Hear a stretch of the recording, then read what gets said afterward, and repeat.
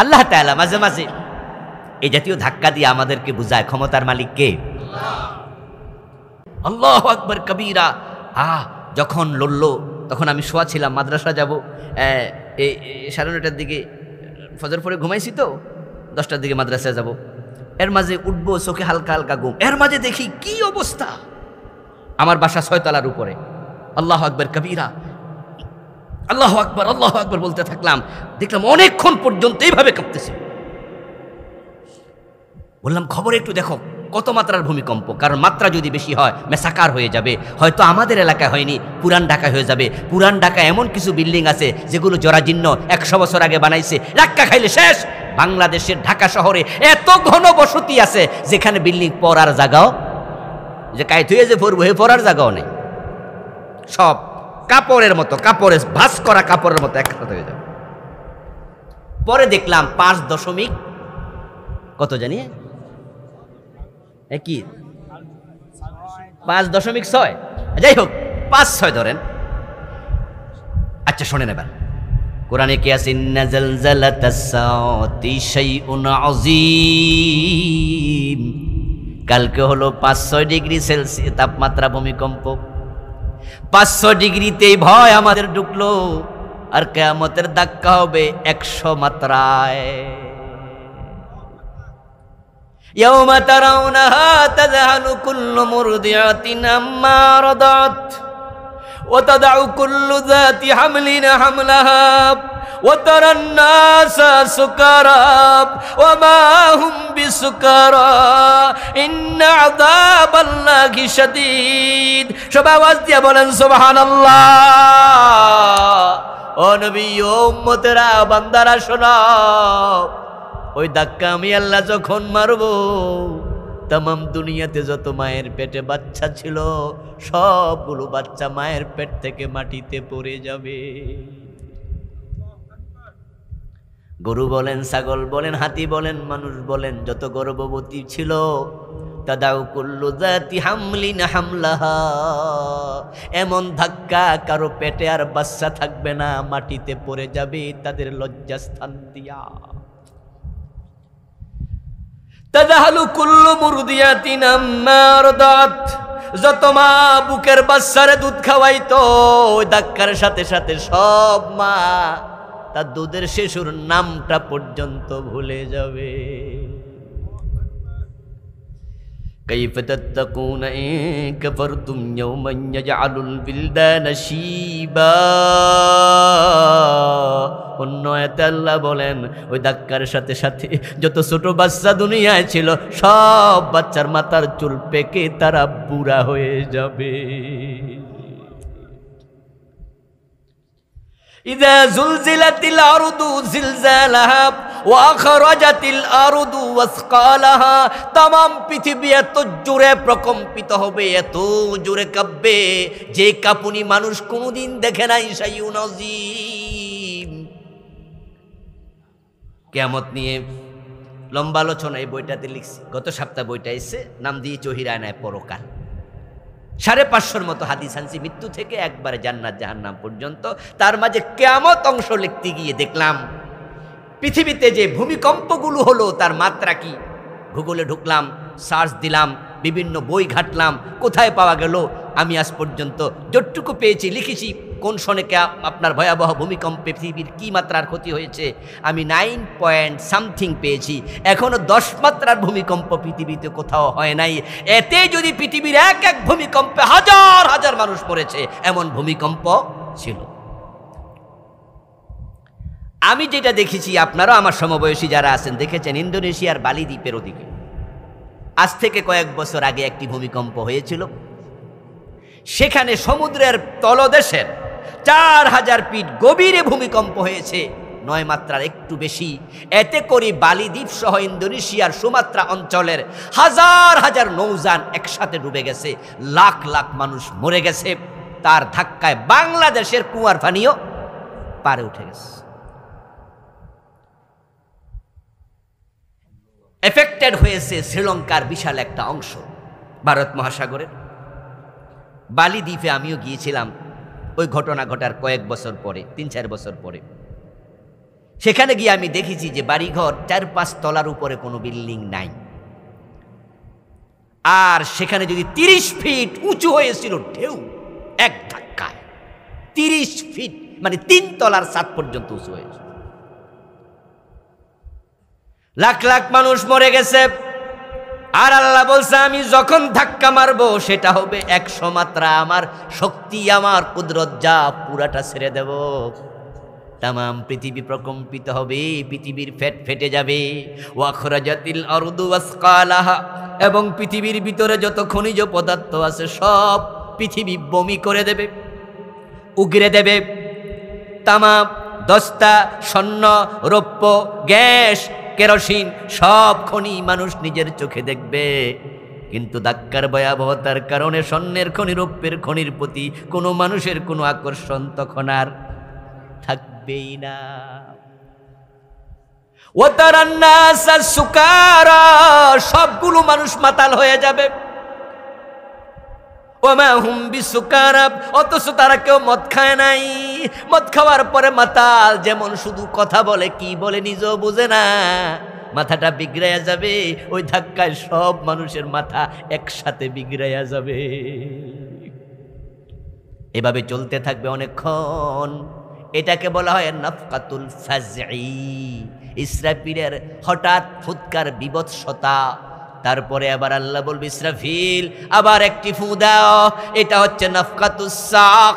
সুম্মা নুফিকা ফীহি উখরা সুম্মা ইউনফাখু ফিস-সূর ফাতাতুনা আফওয়াজা, তারপরে একটা ফুৎকার দেবে। ওই ফুৎকারে ফাসাইকা মান ফিস সামাওয়াতি ওয়া মান ফিল আরদি ইল্লা মান শাআল্লাহ।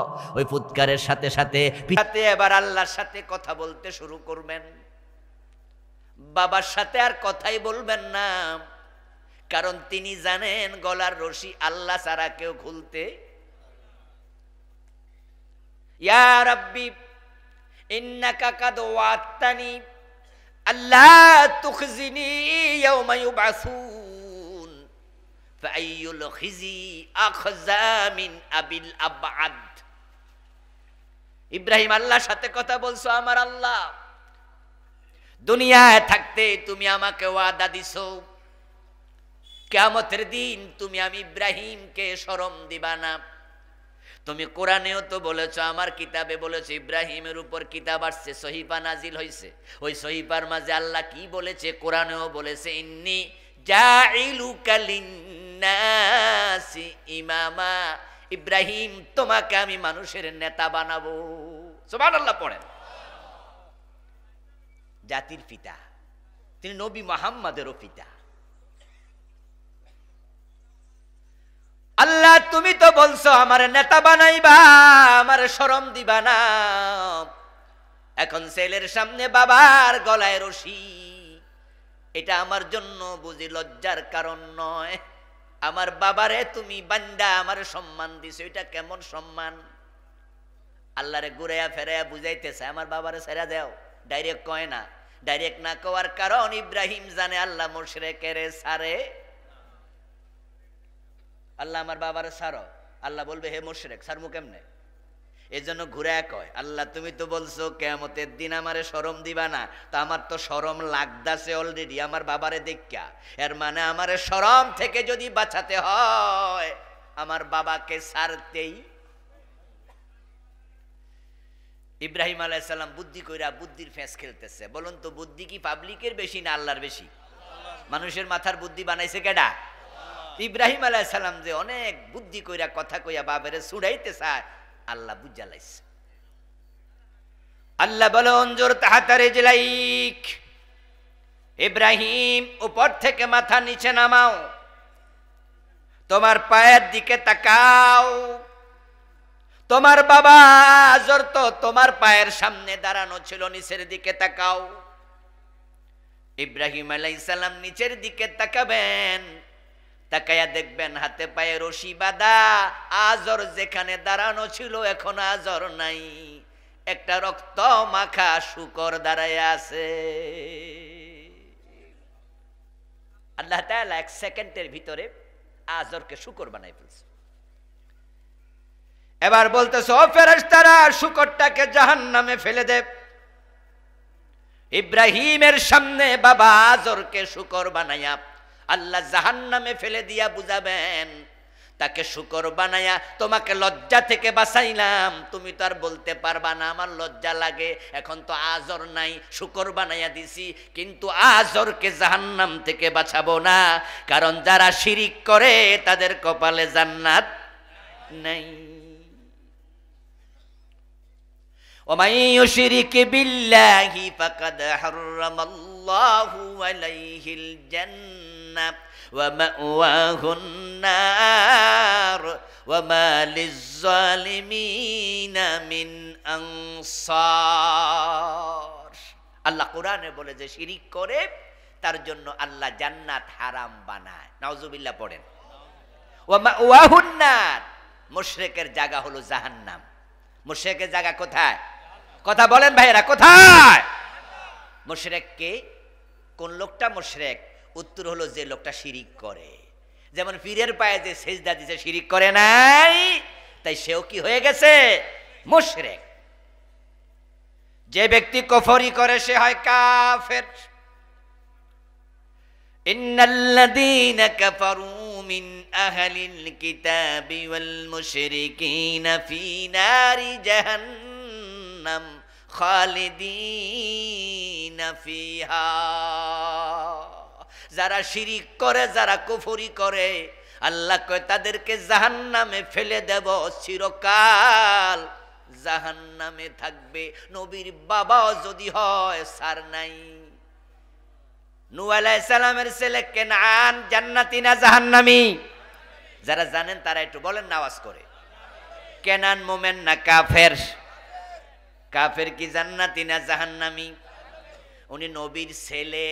কি আমরা তো বাংলাদেশে নবীর আওলাদ পাইলে পায়ে চুমো দেওয়া শুরু করে দিই, কই যে আওলাদে রাসূল পাইছি। মক্কা মদিনা যাইয়া আওলাদে রাসূল পাই না, খুঁজা সব বাংলাদেশে আর পাকিস্তান আইয়া বইয়া রইছে। কথা বলছেন? মক্কা মদিনা খুঁজে আওলাদে রাসূল পাওয়া যায় না। 1400 বছর আগে কারা ছিল, এখন কোথায় আছে? তারা অধিকাংশ মরুভূমিতে ছিল। দেশের পট পরিবর্তন, প্রেক্ষাপটের পরিবর্তন, কে কোথায় চলে গেছে খুঁজে পাওয়া যায় না। আর বাংলাদেশে আওলাদে রাসূল অ্যাভেলেবেল পাওয়া যায়।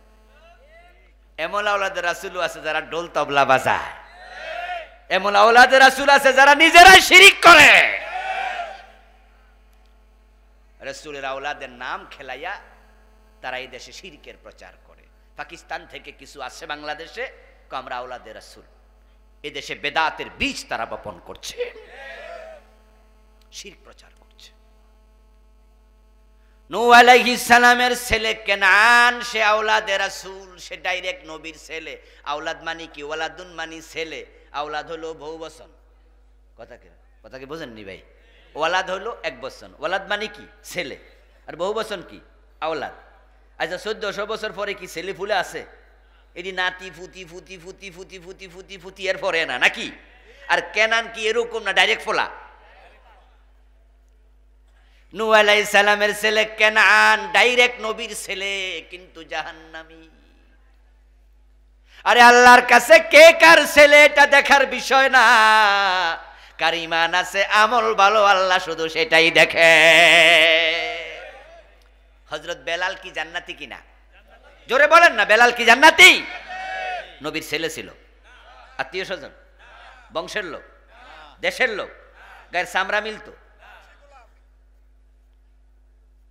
আল্লাহর নবী ছিলেন গোলাপ ফুলের চেয়ে সুন্দর, বিপরীতে বেলাল ছিলেন নিগ্রো কালো, বাড়ি ছিল ইথিওপিয়ার, সে হাবশা, বাবা গোলাম। হযরত বেলাল গোলামের ছেলে, গোলাম। রাসূলের সাথে বংশের মিল নাই, দেশের মিল নাই, আল্লাহর নবীর আত্মীয় স্বজন কেউ না। কিন্তু মেরাজের রাতে রাসূল জান্নাত দেখে এসে বলে, বেলাল আমি তোমাকে জান্নাতে ঢোকার সময় আগে আগে তোমার পায়ের শব্দ শুনেছি।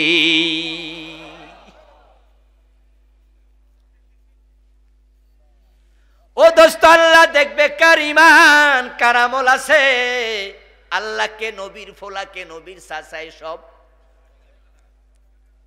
রাসূলের আপন চাচা আবু তালেব সই বুখারীতে এসেছে রাসূলুল্লাহ বলেন আহওয়ানু আহলিন নারে আযাবান আবু তালেব ওয়া হুয়া মুনতাইলুম বিনালাইন ইয়াগলি মিনহুমা দিমাগুহু। আমার চাচা আবু তালেবের পায়ের নিচে জাহান্নামের আগুন দিয়া বানায়া দুটা স্যান্ডেল আল্লাহ ধরায়া দেবে। ওই দুই স্যান্ডেলের উত্তাপে আবু তালেবের মাথার মগজ টকভক করতে থাকবে চিরকাল চিরকাল। আপন চাচা আবু তালেব ঈমান নাই, তিনি কুফরি লইয়া মারছে, শিরকের উপরে মারা গেছে, কেনান ঈমান হারা হয়ে কাফের হইয়া মরছে, আজর মুশরিক অবস্থায় মারা গেছে। এবার বলুন নবীর চাচা, নবীর ছেলে, নবীর বাবা যদি ঈমান হারা হয়, কাফের মুশরিক হয়, আল্লাহ যদি না ছাড়ে, আমাদের উপায় কি? আমরা তো কেউ না নবীর আত্মীয় স্বজন, কিচ্ছু না। তো ঈমানটা আছে না চলে গেছে যাচাই করা দরকার আছে কিনা? আমার ভাইয়েরা, তিনটি অপরাধ করবেন না। এক নম্বর কুফর। কুফর কি? কুফর মানে হচ্ছে কোরআনের কোনো একটা বিধানকে অস্বীকার করা।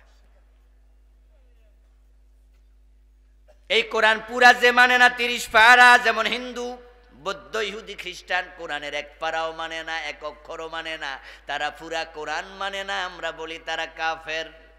যদি কেউ বলে 15 পারা মানি, 15 পারা মানি না, সে কি? যদি কেউ বলে 29 পারা মানি, 1 পারা মানি না, সে কি? যদি কেউ বলে 114 সূরার মাঝে 13 সূরা মানি, 1 সূরা মানি না, সে কি? যদি কেউ বলে 1 অক্ষর মানি না, সেও কি?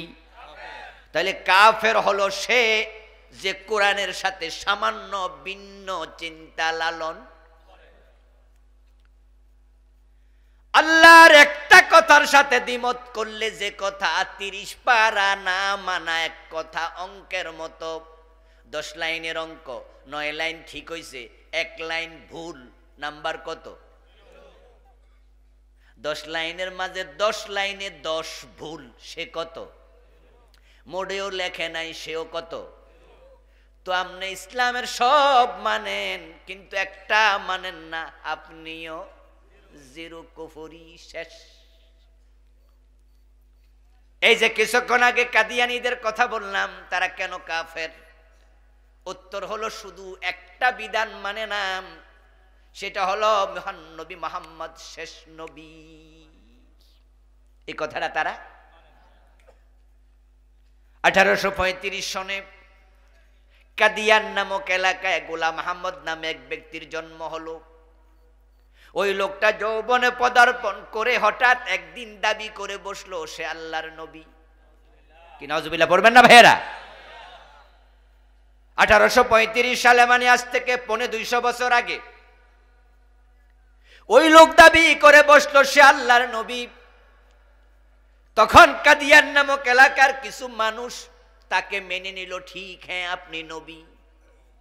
আর আমরা যারা হকপন্থী আলেম, তৎকালীন আলেমেরা, আজকের যুগের আলেমেরা, আমরা বলি না না, 1450 বছর আগে আমার আল্লাহ বলছে নবী মুহাম্মদ শেষ নবী, ঠিক না? তুমি 250 বছর আগে আবার কোত্থেকে নবী হইলা? এজন্য আমরা বলি তুমি ভণ্ড নবী। যে ব্যক্তি নবী মুহাম্মাদের পরে নিজের নবী দাবি করবে সে কাফের, তারে যে নবী মানবে সেও কি? কোরআনে আল্লাহ তাআলা নবী মুহাম্মদকে বলছেন খাতামান নাবিয়্যিন মা কানা মুহাম্মাদুন আবা আহাদিম মির রিজালিকুম ওয়ালাকির রাসূলুল্লাহি ওয়া খাতামান নাবিয়্যিন। আমার নবী মুহাম্মদ শেষ, উনার পরে আর কোন নবী। আল্লাহর শুধু একটা বিধান মানে নাই, কাদিয়ানী গুলো কাফের হয়ে গেল। এবার একটু জবাব দেন তো, ইবলিস শয়তান মোমেন না কাফের? সে আল্লাহর কয়টা আইন মানে নাই? এবার আপনারা বলুন তো, কোরআনে চোর ধরে হাত কাটার আইন আছে না নাই? 53 বছরে কয়দিন মানছেন? জেনা করলে 100 বেত লাগাতে হবে এমন আইন আছে না নাই? 53 বছরে কয়বার লাগাইছেন? মদ পান করলে 80 বেত দিতে হবে এমন বিধান ইসলামে আছে না নাই? হযরত ওমর নিজের ছেলেকে দিছে না ছাড়ছে? মদ্যপানের অপরাধে প্রিয় পুত্রকে নিজ করে মেরেছ দোররা, মরেছে পুত্র তোমারই চোখের পরে। আবু শাহামাকে মূলত প্রথম বেত্রাঘাত করেছে আমর ইবনুল আস মিশরে। মিশরে মিশরে হযরত ওমর দ্বিতীয়বার পিটাইছে, দ্বিতীয় বিচার করছে। আবু শাহামা ভালো মানুষ ছিলেন, ওমরের ছেলে। যুদ্ধের মাঠে গেছে, সেখানে মুসলমানদের পক্ষ হয়ে যুদ্ধে লড়ছে, কিন্তু পিপাসা লাগাতে তাবুর ভিতরে ঢুকে খেজুর বীজানো রস খাইয়া ফেলছে। এটা যে দীর্ঘদিন বালতিতে বীজানো ফরক করার সময় পায় নাই, এটা যে মদ হইছে আবু শামা বুঝে নাই। খেজুর ভিজাইলে পানির মাঝে একটু হালকা লাল লাল আবা তৈরি হয়, খানিকটা মিষ্টি মিষ্টি লাগে, এটাকে আরবিতে বলে নবীজ। এটা শরবত, এটা খাওয়া জায়েজ। কিন্তু এই খেজুর যদি 7 দিন 10 দিন 20 দিন ভিজানো থাকে, হাত্তা গালা ওয়াশতাদ্দা ফাসারা খামসা খামরা ফাহুয়া হারামুন ওয়ালাউ কানা কাতরাতান। দীর্ঘদিন ভিজানো থাকলে এর মাঝে ভাপ ওঠে, জোয়ার ওঠে, ফেনা ওঠে, এটা হালকা গাঢ় হয়ে যায়, তখন তার মাঝে মাদকতা আসে। এটা খেলে মানুষের বিবেক লোপ পায়। এটা মদ, এটা 1 ফোঁটা খাওয়া জায়েজ। যুদ্ধের মাঠে আবু শামা বোঝে নাই, ভাবছিলেন পিপাসা লাগছে, খেজুর ভিজানো গট গট করে গিলাইছে। মদ খাওয়ার পরে মানুষ মাতাল হয়ে যায়। মাতাল যখন মাতলামি করে তখন কিন্তু বোঝে না, পরে পাবলিকে কইলে শরম পায়, ঠিক না? মদ খাইয়া লুঙ্গি খুইলা এমন ঘটনা হতো। তো মানুষ জিগায়, কি রে এটা কি করলি? কয় হ্যাঁ, কোন দিন? এই মদ এই এলাকায় আসেনি। এই বর্ডারের এলাকার মানুষ সাবধান কিন্তু, কারণ বাংলাদেশে যত ফেন্সিডিল হেরোইন ঢোকে অধিকাংশ কিন্তু বর্ডার দিয়া ঢোকে, ঠিক না? সন্তানদের ব্যাপারে সাবধান, খুব সাবধান। কোন সময় আপনার নিজের ঘরে ঢুকে যায় বলা যায় না। মদের ব্যবসার সাথে যেন কোনোভাবে আপনজনেরা রিলেটেড হতে না পারে, কারণ ব্যবসা করতে করতে নিজেও খাওয়া শুরু করে দেয়। কোন ঘরে যদি একটা সন্তান মাদকাসক্ত হয়, ওই ঘরটাকে জাহান্নাম বানায়া ছেড়ে দেয়। ওই ঘরের আর সুখ থাকে না, সুখ পালিয়ে যায়। মায়ের কানের স্বর্ণ নিয়ে যায়, বউয়ের গলার চেইন নিয়ে বিক্রি করে দেয়। রিক্সাওয়ালা যদি মাদকাসক্ত হয়, মদ খাওয়ার জন্য নিজের রিক্সাটা বেচা দেয়, টাকা ঋণ করে মদ খায়। মাদকের টাকা না দিলে বাবার বুকের মাঝে পিস্তল ঠেকায়, এমন ঘটনা। ঐশী নামে একটা ছোট্ট মেয়ে, বাবা মা 2 জনকে হত্যা করছে, আপনারা মনে আসেনি? ও লেভেলে পড়তো, ক্লাস 10-এ পড়ুয়া মেয়ে। মা বাবা 2 জনকে রাতের বেলা ঘুমে জবাই করে ফেলছে। বাবা ছিল পুলিশের বড় অফিসার। ইনকেলাব পত্রিকা হেডলাইন, আমি মাদ্রাসায় পড়াই, আমার মাদ্রাসা ইনকেলাব পত্রিকা রাখে, ফ্রি দেয়, এটা মাদ্রাসার জন্য, এটা ডোনেশন, এজন্য আমরা পত্রিকাটা পড়ি। আবার এটা তো মাওলানা আব্দুল মান্নান সাহেবের পত্রিকা, মাদ্রাসার সাথে একটা সম্পর্ক আছে। হেডলাইন দেখে আজকে উঠলাম, ইন্না লিল্লাহ, মেয়ের হাতে মা বাবা খুন। কয় কি রে? পড়ে দেখি মেয়ে ক্লাস 10-এ পড়ুয়া। অবাক হলাম, ছোট্ট মাইয়া, ঘটনাটা কি? প্রথম দিন বিস্তারিত আসে নাই, পরের দিন দেখলাম এবার বিস্তারিত আসছে। ওই মেয়ে নাকি মাদকাসক্ত ছিল। মা বাবা মেয়ে মাদকাসক্ত হওয়ার পরে টের পাইছে, বাধা দিছে, রাতে জবাই করে ফেলছে।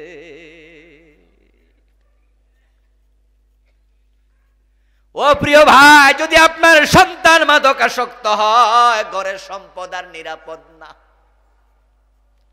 গোসল করার সময় আমরা হাতের ঘড়ি টেবিলের মাঝে রাইখা গোসল করতে যাই।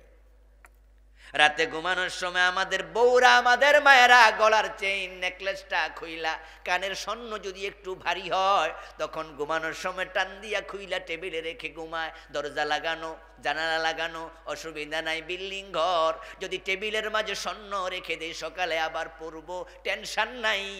কিন্তু ছেলে যদি মাদক সেবী হয়, ওই স্বর্ণ আলমারিতে রাখার পরেও টেনশন কমে না। ঠিক না ভাই? ঠিক না? ঠিক না? কারণ হে যে কোন সময় আলমারি চাবি টাবি খুলে নিয়ে যায়, কত যায় না। ঢাকা শহরে গেলে দেখবেন মাঝে মাঝে রাস্তার মাঝে ম্যানহোলে ঢাকনা নাই। ওই যে পানি নিষ্কাশনের জন্য যে ম্যানহোল গুলো বানায়, মাঝে মাঝে দেখবেন যে হাঁ করে রয়েছে। এই ঢাকনা কোথায় গেল খোঁজ নিয়ে জানবেন যে হেরোইন সিরা, এটা খুললা নিয়ে বেচ্ছা হেরোইন খাইছে। এজন্য এলাকায় সাবধান, যেহেতু একদিক দিয়া মদ আসে, গাঁজা আছে, কোন দিক দিয়া? বর্ডারটা কোন দিকে? ও যাক, তাহলে ঠিক আছে, এইদিকে পড়ছে। খুব সাবধান থাকবেন। নিজের সন্তানরা কোনোভাবে যেন মাদক সেবীদের সাথে না মিশে, বাবা হিসাবে সাবধান থাকা দরকার আছে না? না আরে আমরা তো 53 বছর এমন একটা দেশ পাইছি যে দেশের প্রশাসন মাদক বন্ধ করে না। বন্ধ করার কোনো সৎ সাহসও নাই, নিয়ত নাই। ওরা বন্ধ করার জন্য আজ পর্যন্ত কোনো উদ্যোগও নেয় নাই। তবে হ্যাঁ, নিয়ন্ত্রণের উদ্যোগ নিছে। এজন্য তারা একটা অফিস বানাইছে, সে অফিসের নাম দিছে মাদক নিয়ন্ত্রণ অধিদপ্তর। আমরা কি নিয়ন্ত্রণ চাই না নির্মূল চাই? আপনারা কথা বলতে হবে তো আমার সাথে। আপনারা কি চান, নিয়ন্ত্রণ না নির্মূল? নিয়ন্ত্রণ মানে কি বন্ধ, না কিছু কিছু খাও? বুদ্ধি আছে, ও পিছে বানাইছে নিয়ন্ত্রণ, মানে খাওয়ার চিন্তা আছে।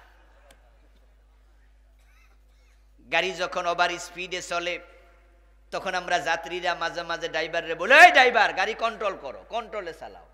কন্ট্রোল শব্দের বাংলা অর্থ কি? মাশাআল্লাহ, এই যে বুঝছেন কন্ট্রোল অর্থ কি।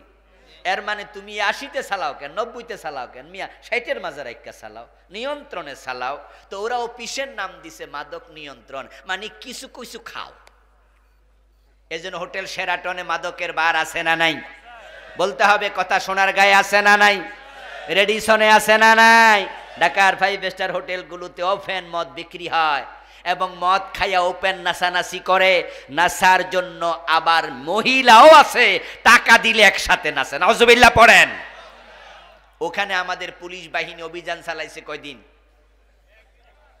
হোটেল শেরাটনে মদ ধরতে যাইব নাকি? না, কয় না, এটা অনুমোদিত, লাইসেন্স দিছে সরকার। যে দেশে সরকার নিজেরা মদ বেচার লাইসেন্স দেয়, ওই দেশে মদ বন্ধ হবে না। এই জন্য আমরা চাচ্ছি এমন একটি কল্যাণ রাষ্ট্র, আমরা মাদক চাই না। মাদকের বিপরীতে 80 বেতেরান চালু করতে হবে। ওমরের মতো শুরু করে দাও। 6 মাস যদি চলে, বাংলার সীমান্তে টোটাল বাংলার ভিতর মাদকের বোতল থাকবে না, থাকবে না।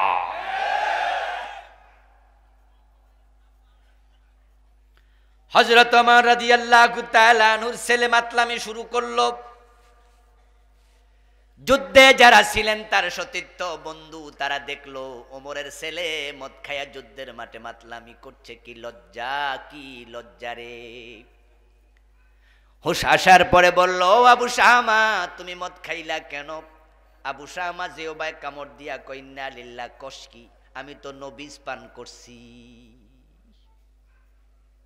লোকজন তখন বলে, আবু শামা রে, এটা তো নবিজ না, ভালো কইরা ফরক করো। তুমি তো নিজেই কিছু কথা কইছো, যেই কথা তোমার মুখ দিয়ে আসার কথা। মাতাল যখন কথা কয় আমরা বুঝালাই না, আমরা কিন্তু নিজেরে বুঝালাই।